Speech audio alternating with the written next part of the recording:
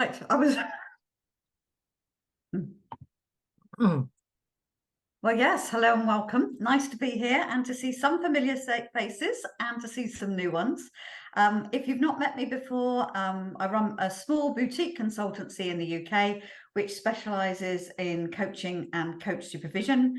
And a few years ago, I added authoring, if that's the right word, to my professional list of skills, and was really surprised at how easily, at least some of it comes, how much I enjoy it, how much I gain from it as a kind of CPD for myself. And what started as I'm not sure I can do this, but I'll give it a go, has kind of morphed really into, there's almost always a book on the go. And I just love what I realize is inside my head through the process of writing, which is quite ironic because today we're going to be talking about one of the books, which is Creating the Reflective Habit, which was all about my struggle with journaling, which is perhaps about writing things that are on the edge of your awareness. And I absolutely struggle with that. Whereas if I'm writing about what I know and how I practice, it just seems to flow very easily. So I was very caught in the juxtaposition of writing with different purposes had a very different impact on my energy and my flow. So I'm going to pop up some slides, she said, hopefully. And I've entitled this Building Diversity in Reflective Practice because as you'll hear as I go along, I'm really encouraging us to look beyond journaling when we're thinking about our reflective practice. Right, what are we going to do? So I'm going to tell you a little bit about the latest book, Creating a Reflective Habit. And although most of the book is quite practical, the front end has some theory in it, and there's some key bits in there that I thought it would be helpful to share. Then I'm going to read a bit of poetry to help us get into a reflective mood. So if you're already thinking, oh, poetry, I don't go on with poetry, just put that to one side. Whatever your relationship with poetry has been so far, I invite you to put that to one side and enter into it with an open mind. I didn't like poetry before I started writing the book, and actually it's now a key part of my reflective practice. So by being open-minded, sometimes we surprise ourselves with what appeals to us. Then I'm going to invite you to take a pause, pop you into breakout rooms, or Lily might pop you into breakout rooms, hopefully, and invite you to think about what's good and not so good in your current reflective practice. Then I'm going to share with you very quickly 6 experiments for creating a reflective habit, and it's an opportunity to do a bit of a stock check. So some of those things you might already have gone, yep, got that, know how to do that, and other things you might not have imagined were part of the habit of reflective practice, in which case it might need a little bit more attention, and I've got some experiments to invite you to do that. There's a PDF in a shared folder, which I'll share with you later, which gives a lot more detail about those experiments, but I'm just going to give you the headlines today. And then fingers crossed, if we've gone at a reasonable pace, there'll be open floor for some plenary discussion and Q&As. That's broadly what we're going to try and do today. I hope that sounds of interest. So yes, the latest book was a long time coming, really, in that it was published earlier this year, but it really started way back in 2006 when I was training to be a coach. And as a lot of training schools do, they invited us to reflect through journaling. And being a very diligent student, I always did my journaling. It took a bit of effort, it's true to say, and I almost always found something new as a result of it. Come 2009, though, when I passed my training and I was left to my own devices, I'd always have reflect on my to-do list. I'd even put it in my diary, and trouble is it didn't used to happen. And I used to chastise myself for being a bad reflector. For many, many years, in fact. And I then felt quite hypocritical when I became a supervisor and was encouraging my supervisees to journal and reflect, knowing how much I struggled with it too. And I'd have moments, I'd buy all sorts of pretty journal notebooks and all sorts of pretty coloured pens in an effort to sort of get more to be more reliable with my reflections. And it kind of was a bit ebb and flow. I never managed to sustain it. Then about 2000 and I think it's 18, I met a lady called Charlotte Housden. She's an occupational psychologist and a photographer. And she had loads of images, some of which were concrete and quite tangible, some which are abstract. And through that, we were trying to use these images to encourage client conversations, which worked really well, really helped people access things at the edge of their awareness. And then it dawned on me one day when I was preparing for supervision, that actually I picked up the cards and I was using them to sort through what it was that I wanted to take to supervision. And the penny dropped. When you give me a visual stimulus, I'm really keen to reflect. And actually, it wasn't that I was a bad reflector. I was a reluctant journaler. And once I'd realized that actually, who says reflection has to be through journaling? Maybe there's many other routes to it. I began to realize not only am I visual, but I'm also a kinesthetic reflector. So I have a dog, I walk twice a day with the dog. And as I'm walking, I'm processing either in the preparation for my day or digesting the day. So that was a real turning point. If I just reshifted the paradigm in terms of what reflection was all about, I noticed I was a lot better than I thought I was. I also noticed that if I was preparing for supervision, I'd always do it.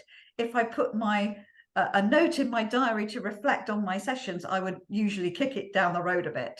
So there was something in the reflecting with others that helped me hold myself to account. And so from that, I brought together some other practitioners that were perhaps struggling with the same thing. And we called it the regular reflective practice space. And I offered a number of prompts to help people reflect. People loved it. People felt that community really did give them a sense of belonging and an opportunity to be true to themselves. Through their generosity, the number of prompts that we were using grew. And that's how in the last year, we brought all of those things together, wrapped them up with a bow, put a cover on, and called it Creative the Reflective Habit. So it's been a long time coming, and my intention really is to bring through greater diversity in our reflection other than journaling. Journaling works for some people, but not all. So this is an invitation to experiment and see what might work for you. This is just a quick structure of the book. We've got an intro, how to use the book. Then there's a theory bit, understanding the territory of reflective practice. How to develop your reflective habit is chapter 2, and I will go through very quickly the 8 experiments that I talk about there. And the rest of the book is divided into 5 chapters, each looking at a different processing preference, offering 12 prompts for people to experiment with. And really, you can just bring anything to the table to reflect upon, use one of the prompts and see where it takes you. So as I said, my intention with the book was to perhaps explode some myths. The first one being that journaling is not synonymous with reflection. And quite genuinely, through my training, I thought they were one and the same thing. I thought that in order to reflect, you had to journal, and that journaling was reflection. And it's so much more than that, in my view. I also think that reflective practice is more than reviewing our client work. Clearly, client work is quite central to that, but you only have to believe that self is instrumental, who you are is how you coach, that we see that that's a very narrow piece of reflection. And actually really anything that's impacting on us is great fodder for reflection, because it will impact on our client work. My final, the myth I'd like to revisit is that making notes is the way to capture and prove our learning.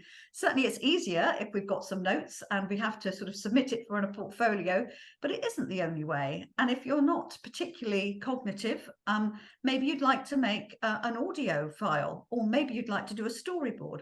Either of those are fine to capture your learning. I also think reflection, it's a single word, sounds so simple. And yet when I was writing the book, I began to realize why it is so complex and why there's so much more to it than meets the eye, and perhaps why some of us struggle with it as a result. Hannah Butler is a dear colleague, and she helped me write the theory chapter. And this is her definition of reflection, which identifies that it's more than musing. So she says reflection is an iterative, open-ended creative process where we take deliberate, conscious time to explore and interrogate our practice. I've got to get my teeth in for this next bit. In a systematic and systemic way. So that's really about the discipline of it being routinized and you're systematic with it. And systemic is because it's not just us, it's the whole context in which we're working. And by doing this, it enables us to adapt what we do and consider how we might develop our future practice in service of our stakeholders. So I'm just going to allow you to absorb that for a moment because it is quite a long definition. But I hope what resonates for you, hopefully, is that it isn't a single event. This is iterative. It's open-ended. We can bring creativity to it. It's also deliberate and it will take time. And going back to that, we're going to interrogate our practice in a systematic and a systemic way. So it's quite a lot. It's not just reflection like it's a single thing. In the book, we also talk about the fact that reflection, there are 4 types of reflection going through time. The one that we tend to think of as reflection is reflection on action. And this is a term you might have come across before, coined by Schoen back in 1983. And this is really reviewing something that's already occurred in order to understand it more fully or to observe it with greater neutrality. But there are 2 types of reflection that come before that. So the first one is reflection for action. This is my morning dog walk in a way.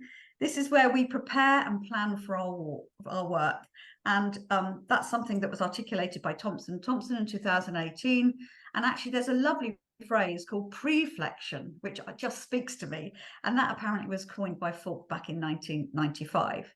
So that's before anything has actually happened. We are reflecting because we are thinking through all of our past experience and how we might bring that to future.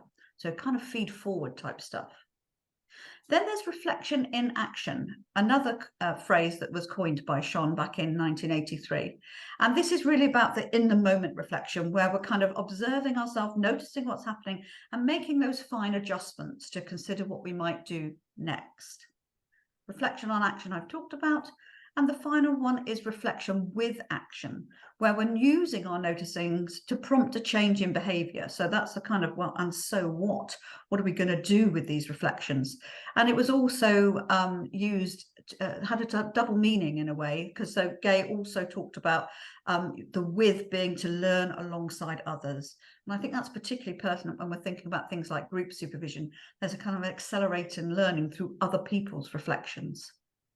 So I hope this is illustrating that reflection as a single word, when we tend to think about it as reviewing our work, is actually only 1/4 of what reflection could be. I notice often when I talk about reflection that I talk about reflection and reflective practice almost interchangeably. But if I slow down and think about it, for me, reflective practice is the umbrella term.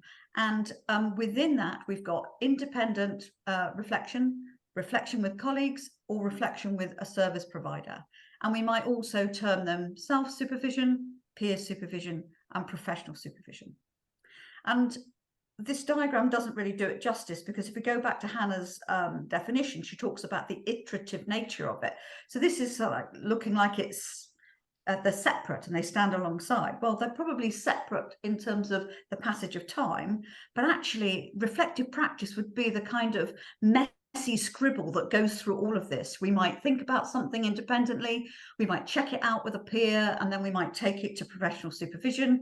And guess what? It's not resolved. Something will pop up through that will be useful to either think about some more for ourselves or with our colleagues, or we might bring it again to supervision. So there's this kind of messiness that weaves through these different ways of reflecting. And to return to where I started, really, I think our reflective practice will be more sustainable if we think about how we connect it to our processing preference. So you may, if you've done any NLP, you'll know that they talk about visual, auditory, and kinesthetic, but actually there's probably at least 4 or 5 processing ways, ways of processing information. Reading and writing, which is number 3, is what I call cognitive in the book. and metaphor was the best description I could give for poetry. So if you already know what your processing preference is, then in a moment I'm going to be sharing some prompts. So you might want to head towards the processing preference that you know you have, or you might want to challenge yourself. And if you know that you're particularly visual, why not pick up the kinesthetic prompt and see how you go with a very different way of reflecting. I think the other thing that surprised me is that we get used to thinking of ourselves from a personality point of view, perhaps as a more introvert than extrovert, or more extrovert than introvert. I'm quite introverted. And, you know, I made the assumption, therefore, that I should be a good reflector, which just confused me wildly when I was struggling with journaling. I'm thinking, well, why is this so difficult? You know, I've got a very busy inner chatter, so surely it shouldn't be that difficult to get it down onto the page. In truth, although I'm introvert by personality, from a reflection point of view, I'm an extroverted thinker. I love talking to peers or to my supervisor about things that are emerging for me. So once I'd realized that I didn't have this consistent trait, it allowed me to really tailor how I reflected to what was genuinely accessible for me. So I hope all of that is beginning to chime a little bit in terms of the territory that we're working in. And in a moment, I'm going to be inviting you to think about what's your go-to method for reflection. And then 2 killer questions, I hope. So where did you learn that? Was it in your coach training? Was it somewhere else? Was it with a peer? But wherever you learnt it, when did you last test that? So this is really helping you, I hope, to do a bit of a stock take. Think about, so what do I naturally do? What do I naturally avoid, maybe? Where did you learn it? And when did you last test it?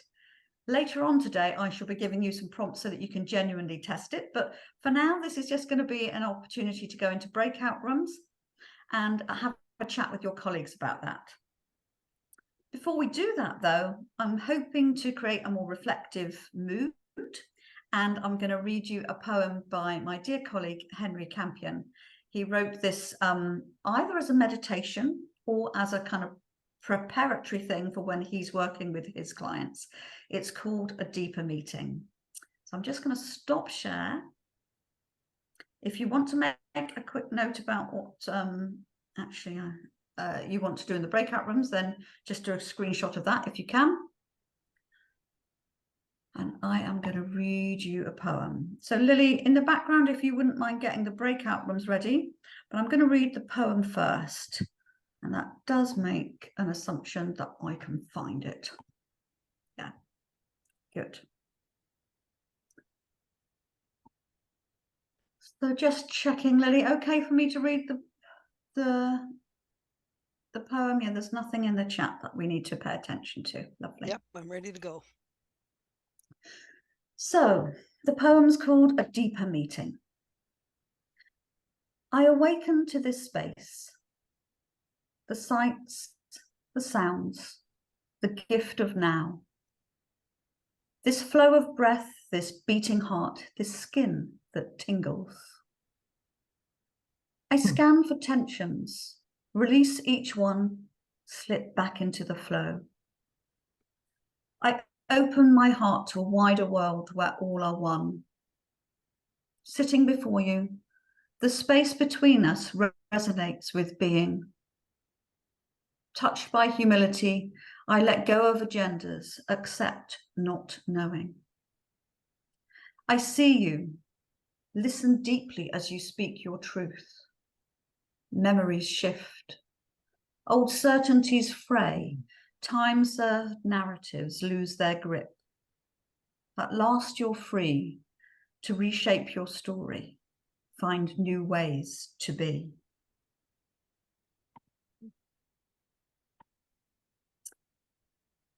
So let's do a quick time check.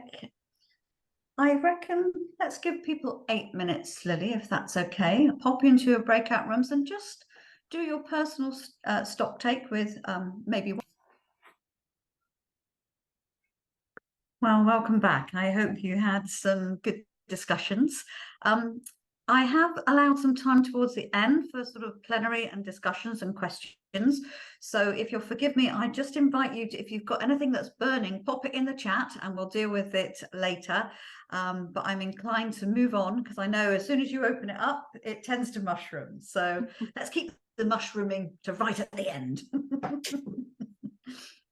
So I'm going to move us on to the 8 experiments that I mentioned, and I will go quite quickly, but in a moment I shall be sharing a folder with you, and in there there's an article that was published with, I think, the BPS, or it could have been British Association of Coaching, Counselling and Psychotherapy. Anyway, it's in there for you to read in your own time with a little bit more detail. But I'm hoping that some of you might have realised that it's been a while since you've done a proper stock take on your reflective practice. And if you're interested in just re-enlivening it even, then I think there are 8 elements that you could put a bit of time and attention to. So the first one is about finding space, and that's about space in your calendar. And it's also about thinking about what space you want to be in as you reflect. And it was one of those things where I was always trying to journal at my desk. And it occurred to me that actually, if that's where I'm interacting and more, perhaps either a more listening energy or more action energy, perhaps that wasn't the best place to take on a reflective energy. So have a think about where you need to be as you reflect.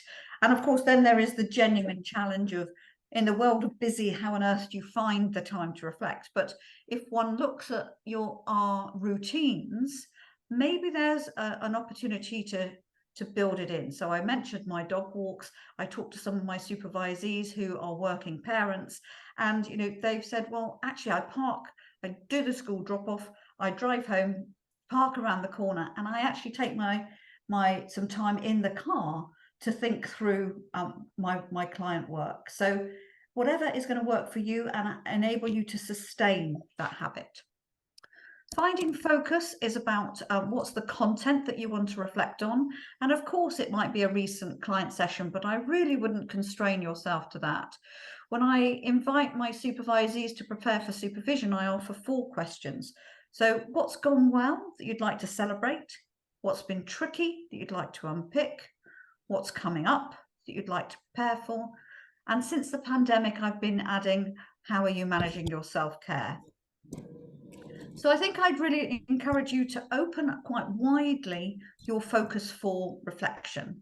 And even those questions are quite practice focused. You could be very broad and think about, so what's my development edge for the coming year? And what have I done in my practice that would kind of move me forward, or that just sustains the Groundhog Day? So up to you, but finding focus is the second experiment. The finding your preferred approach is, as I say, if you've always thought reflection was journaling, well, it is, and it can be more. So once you understand your processing preference, perhaps go in search of prompts that are really going to appeal to that. And I'd also say there are times when I think it's useful for me to challenge myself and do an out of preference reflection, because if I'm experiencing resistance in some of my clients, why wouldn't I just experience that for myself and use that, lean into it to see what happens when I use that as a lens for my reflective self? And that brings me on to the 4th one, the finding your reflective self. Not only is it about where you are when you're reflecting, but in all of my regular reflective practice-based sessions, I do a little mindfulness piece before we go into reflection, because I absolutely think most of us are running around like lunatics most of the time. So we need a segue into our reflective self. Finding your reason, well, everybody's going to be different on this. And what I found curious when I was on my journey for reflection was that even though I knew it would probably bring me new insight, that wasn't sufficient to prompt me to do it. It was only when I found the creativity of imagery that I was curious to see what might come, or when I was doing my kinesthetic activities, that quite naturally I was starting to think forward, or I was starting to digest. So neither of those are reasons really, and we have to think about what might motivate to do us. And I think I'm still searching for that, if I'm honest about that.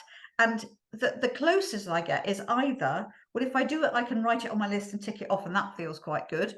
And if I do it, I'm probably peeling the first layer of the onion, which means when I go to my supervisor, I'm giving them a bit more of a challenge than I might ordinarily have done. So that's kind of my reason, but you need to find your own. Finding your reward, I kind of chuckled at myself when I was writing this. I'm thinking, when I'm working with clients, I always think about, well, how are you going to celebrate this? How might you anchor it? How might you sustain it? And I've never thought about what my gold star would be for doing my reflection. So I think what we deal out for our clients, we don't always deal for ourselves. And how will I reward myself for doing what I know can bring value? But somehow, if I'm not careful, it slides off the to-do list. Experiments 7 and 8 are in italics for a reason, because unless you've done the first 6, you won't have the material to really have a look at the 7th and 8th experiment. Finding value is all about, well, actually, once you've done a number of reflections, you should be able to see what the themes are. And maybe that will help you identify what your development edge is for the coming months or year. And guess what? If we're actually doing that, then we should be seeing ourselves having a bigger impact on our clients. So that's the experiment, to find out, okay, so let me have a look at what I've been reflecting on, and can I see any growth themes here? Number 8 is similar in the sense that actually let's have a look at what those themes are and what perhaps is below the tip of the iceberg. So for example, for a while I was with a supervisor, and she was the same person as I'd had as a student. And it dawned on me that I was only ever bringing the stuff that wasn't working so well. And so we flipped it and had a whole year looking at what I was doing that was going well. And so it can be really interesting to see what you're bringing, to understand what you're not bringing that might be outside of your consciousness.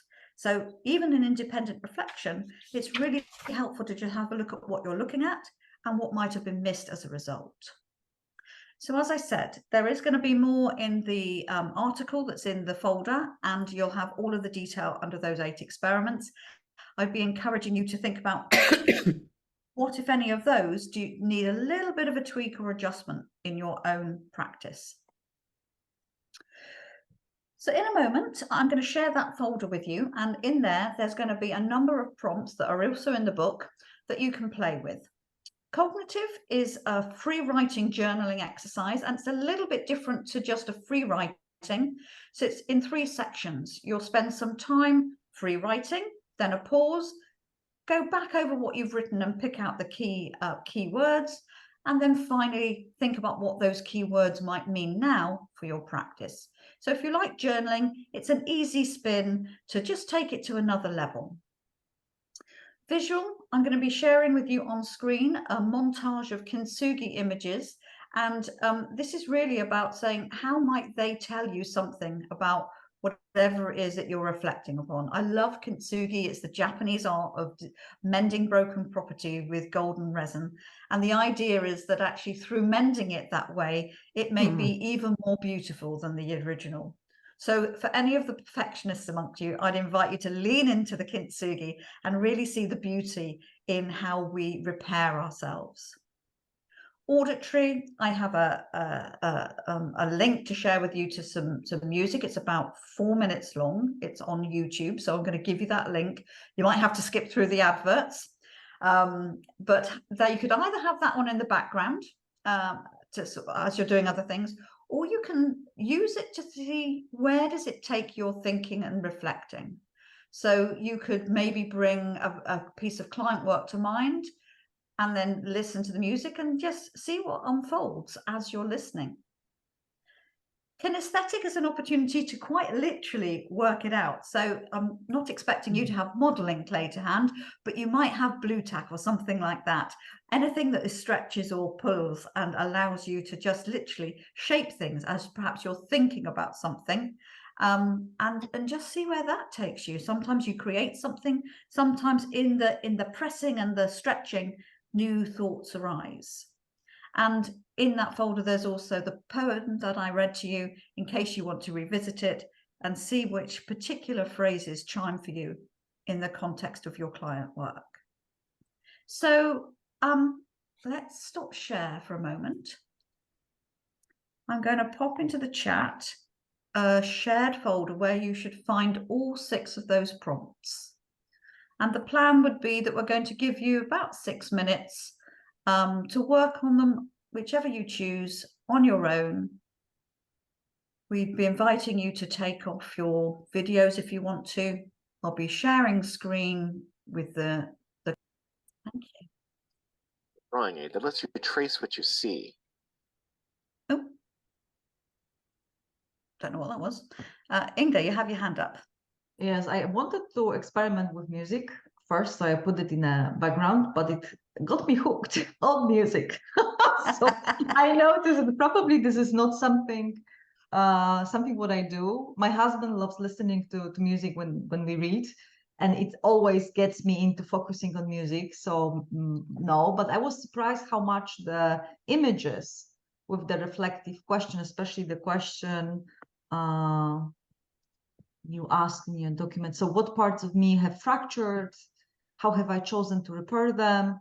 That worked well for me. So image and then asking myself something. Yeah, like music. No, I'm too much on music. Just focus on reflection. However, there was a very beautiful piece. Yes. Yeah. Thank you. And I mean, that's what the experimentation is all about, isn't it? If you're experimenting with music, the guidance is to choose music that has no lyrics, because the lyrics can interfere with our narratives. So, but instrumental music is better. But as you say, if you just start enjoying the music, perhaps a good thing to do to enter into a reflective space, but might not jostle and help with the reflections about clients. So looks like Janavera. Hi, Yes. how are you? I'm fine, thank you.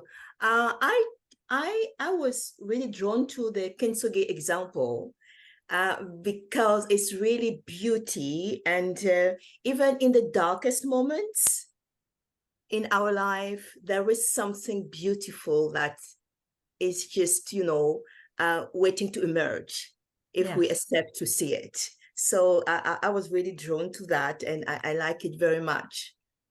Thank you for doing it. Yes, absolutely. Thank you. It's such a beautiful reframe, I think. To be able to mend things. And it is true, because when we are in that dark moment, we're not seeing anything else. But with that pictures, it's really, well, there is some sun after the rain. Absolutely, absolutely. Thank you. Where next? Judy.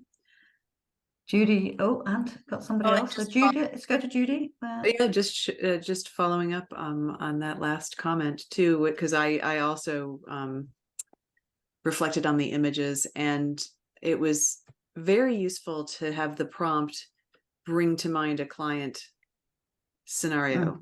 Because that then I actually wasn't sure which thing I was going to do, and as soon as I looked over at the images, it like immediately started. So I was like, well, I guess that's the one I'm doing, and I had the music playing simultaneously, so it was a nice dual thing. But that prompt was very helpful. Good. Yeah, lovely. Yeah. Where next? The hands have gone down. If you put your hands up, because there was Judy and I think there was one other, but they've disappeared from view now.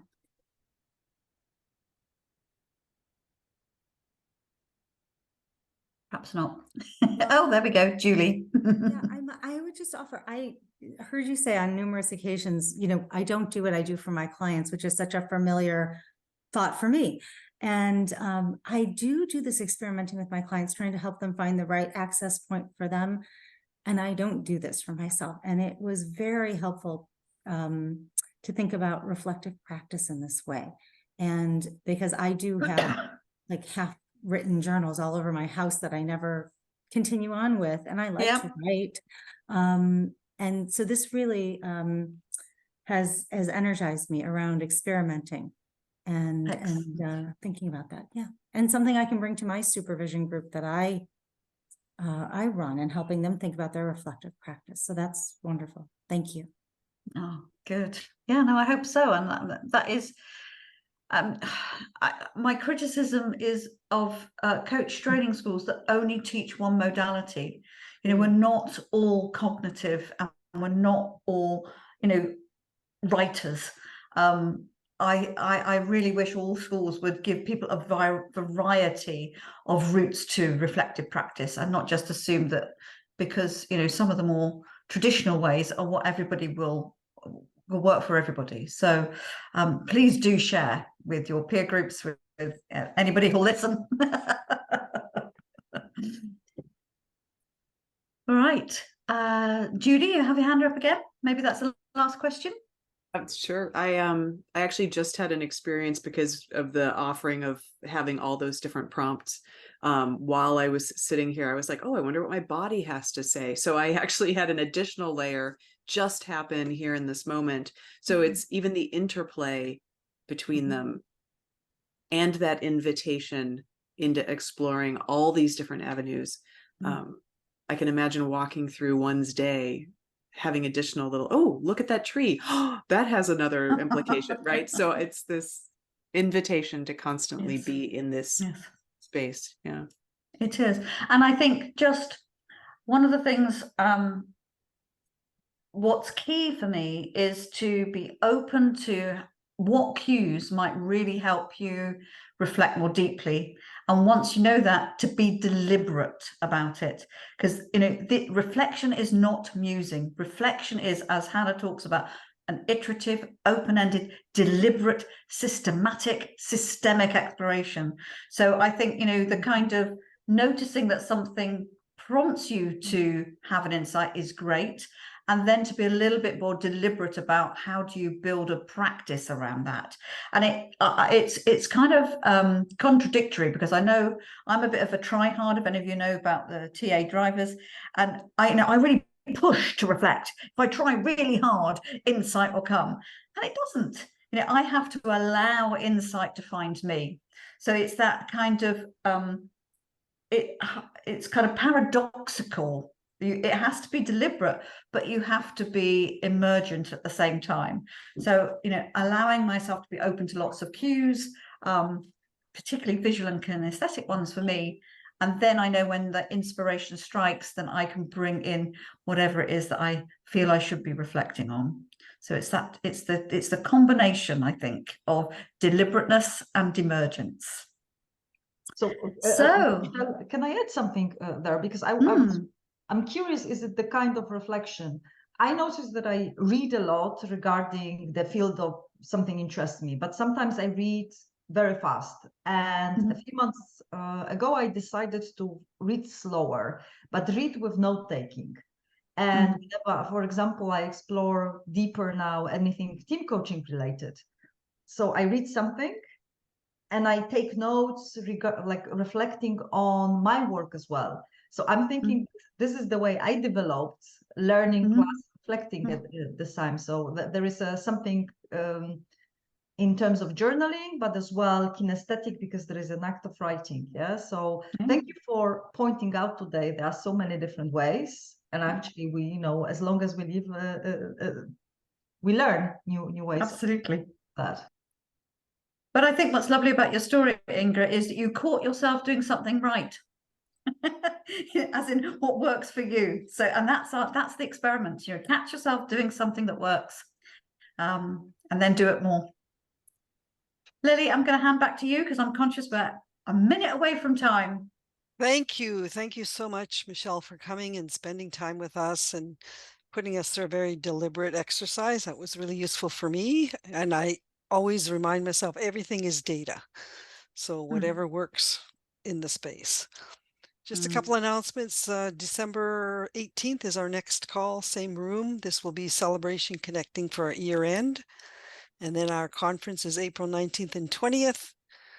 The topic is non-duality, the wisdom of non-duality and coaching supervision. I know some of you are going like, what's that?